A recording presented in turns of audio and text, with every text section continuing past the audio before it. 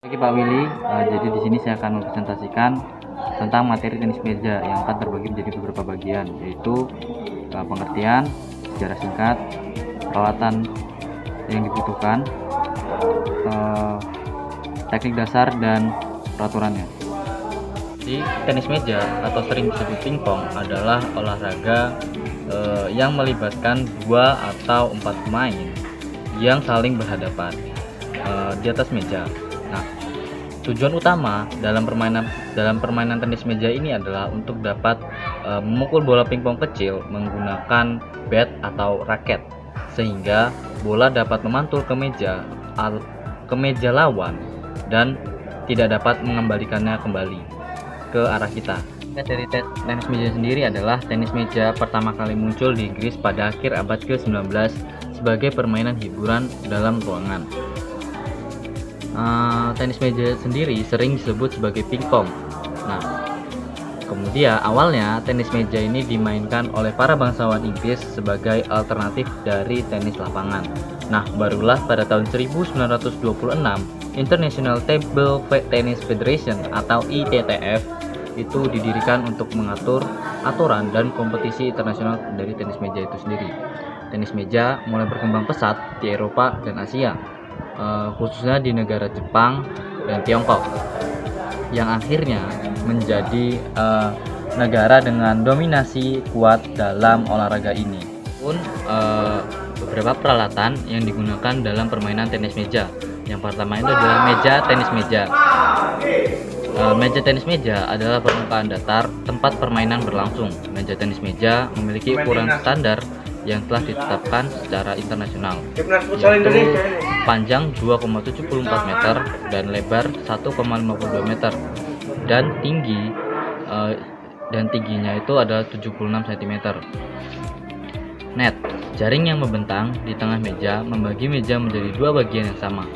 Net berfungsi untuk memisahkan wilayah permainan setiap pemain dan memastikan bola harus melewati net saat dipukul. Yang ketiga adalah bola tenis meja. Bola tenis meja terbuat dari seluloid atau plastik dengan ukuran diameter 40 mm dengan berat sekitar 2,7 gram. Bola ini ringan dan sangat elastis, memungkinkan pemain untuk melakukan berbagai jenis pukulan. Selanjutnya adalah bat atau raket. Bat adalah alat yang digunakan untuk memukul bola. Bat terdiri dari beberapa lapisan, umumnya kayu sebagai bahan dasarnya, kemudian dilapisi dengan karet pada kedua sisinya. Karet ini memberikan efek putaran atau spin pada bola saat dipukul. Lalu ada beberapa peralatan pendukung seperti tiang net, tiang yang digunakan untuk menahan net agar tetap tegak. Lalu ada sepatu tenis meja, sepatu yang nyaman dan memberikan cengkraman yang baik saat permainan berlangsung. Lalu ada pakaian yang nyaman dan tidak menghambat gerakan, itu sangat penting. Biasanya pemain tenis meja menggunakan pakaian olahraga yang mampu menyerap keringat dengan baik. Nah, tenis meja ada beberapa teknik dasar di dalamnya. Nah, di sini saya akan membahasnya satu persatu, mulai dari teknik memegang bat. Dalam tenis meja terdapat 3 teknik untuk memegang bat, antara lain sebagai berikut. Yang pertama adalah shake hand grip. Shake hand grip merupakan sebuah teknik memegang bat seperti kamu sedang berjabat tangan. Teknik ini banyak dipakai oleh para atlet tenis meja yang telah profesional, dan juga salah satu teknik yang cukup populer di negara Eropa. Teknik shake hand grip dapat memungkinkan kamu untuk memakai kedua sisi bat untuk memukul sebuah bola. Lalu ada pen hold grip. Teknik kedua ini merupakan teknik memegang bat seperti kamu yang sedang memegang sebuah pena atau pen hold grip. Teknik ini dikenal juga dengan sebutan Asian grip. Dengan teknik ini pula kamu dapat memukul bola dengan satu sisi bat itu. Lalu ada similar grip. Teknik ketiga ini memiliki nama lain, yaitu American grip, dan banyak dipakai oleh para pemain profesional.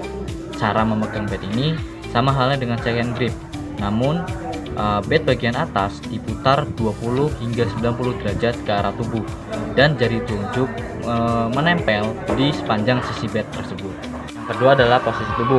Pada permainan tenis meja itu terdapat 2 posisi tubuh atau 2 teknik posisi tubuh. Antara lain adalah teknik stance, bersiap siaga.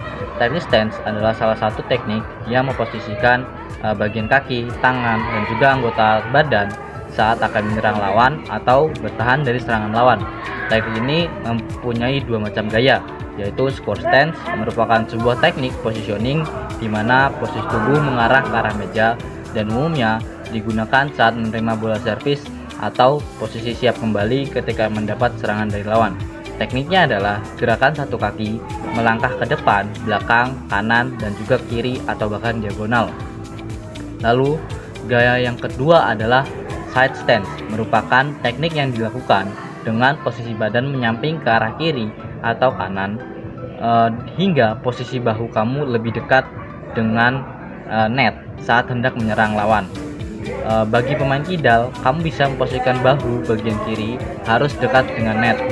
Lalu teknik badan yang kedua adalah teknik footwork atau gerakan kaki. Banyaknya langkah kaki dalam permainan tenis meja itu dibedakan menjadi 1 langkah, 2 langkah, 3 langkah, dan bahkan lebih dari itu. Arah pergerakan kaki itu dapat ke arah samping kanan, depan, samping kiri, belakang, atau bahkan diagonal. Posisi kaki perlu diimbangi dengan jarak antara posisi bola yang datang dengan posisi pemain. Bila jarak cukup dekat, pakai gerakan 1 langkah atau berdiri dengan posisi tetap. Bila jaraknya cukup jauh, pakai gerakan 2 langkah. Teknik footwork yang sering kali dipakai yaitu metode two step, khususnya pada pemain yang mempunyai tipikal menyerang lawan terus-terusan. Teknik dasar ketiga dalam permainan tenis meja adalah teknik memukul bola. Teknik memukul bola dalam permainan tenis meja ini dibedakan menjadi 2, antara lain adalah pukulan forehand dan backhand lurus.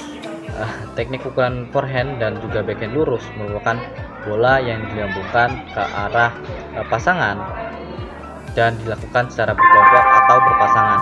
Pemain yang telah melakukan pukulan tersebut, maka kelambung akan bergerak berpindah ke tempat. Lalu pukulan forehand dan backhand menyilang. Teknik pukulan forehand dan backhand menyilang ini merupakan teknik yang dilambungkan ke pasangan, kemudian dipantulkan ke arah meja dengan pukulan servis. Lalu teknik keempat adalah teknik melakukan servis.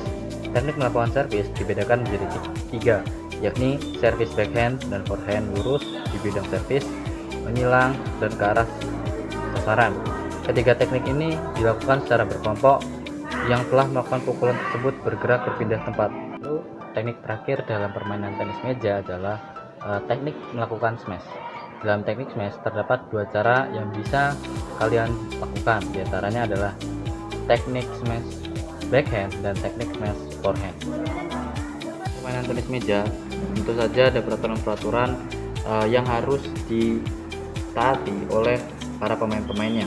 Dan berikut adalah peraturan-peraturan utama dalam permainan tenis meja. Yang pertama adalah peraturan poin. Setiap set dimenangkan oleh pemain yang pertama mencapai 11 poin. Jika skor mencapai 10-10 atau deuce, permainan akan dilanjutkan sampai ada pemain yang unggul 2 poin. Yang kedua adalah peraturan servis. Pemain harus melambungkan bola setidaknya 16 cm ke atas dengan posisi telapak tangan terbuka. Bola harus dipukul sehingga melewati net dan mendarat di meja lawan. Jika bola mengenai net namun tetap masuk ke meja lawan, servis akan diulang atau let. Jika servis salah satu bola keluar dari meja lawan, lawan akan mendapatkan poin. Yang ketiga, peraturan pukulan. Saat melakukan pukulan, bola harus mematul sekali di meja sendiri sebelum melewati net. Jika bola dipukul tanpa memantul di meja sendiri atau keluar dari meja lawan, poin diberikan kepada lawan. Keempat, peraturan net. Bola yang menyentuh net saat rally masih dianggap sah selama mendarat di meja lawan. Jika menyentuh net pada saat servis namun mendarat di meja lawan, servis harus diulang. Kelima, posisi pemain. Pemain harus berada di belakang garis ujung meja saat melakukan servis dan memukul bola. Pemain tidak boleh menyentuh meja atau menghalangi bola dengan bagian tubuh. Keenam, peraturan meja. Pemain tidak boleh menyentuh meja dengan tangan yang tidak memegang bat atau bagian tubuh lainnya. Pelanggaran ini akan memberikan poin kepada lawan. Ketujuh, peraturan waktu. Dalam turnamen resmi, ada batas waktu pertandingan untuk mencegah permainan yang terlalu lama. Batas waktu biasanya diterapkan dalam aturan percepatan, expedite rule. Jika permainan berjalan terlalu lama, berikut detailnya. Aturan percepatan. Aturan ini berlaku ketika rally sudah berlangsung selama 10 menit dan pemain belum mencapai 18 poin dalam satu set. Saat aturan ini berlaku, pemain harus menyelesaikan rally dalam waktu maksimal 13 pukulan. Jika aturan percepatan diberlakukan, server harus memenangkan rally dalam 13 pukulan atau lawan secara otomatis mendapat poin. Aturan percepatan ini terutama digunakan dalam pertandingan resmi untuk memastikan pertandingan tidak berjalan terlalu lama. Kedelapan, pelanggaran. Pelanggaran dapat terjadi jika pemain menyentuh meja dengan tangan yang tidak memegang bat, mengulang servis yang salah, atau melakukan pukulan yang tidak sah. Pelanggaran ini akan memberikan poin kepada lawan, dan dalam beberapa kasus, pemain bisa didiskualifikasi. Peraturan ini memastikan jalannya permainan sesuai dengan standar dan menjaga keadilan selama pertandingan tenis meja berlangsung.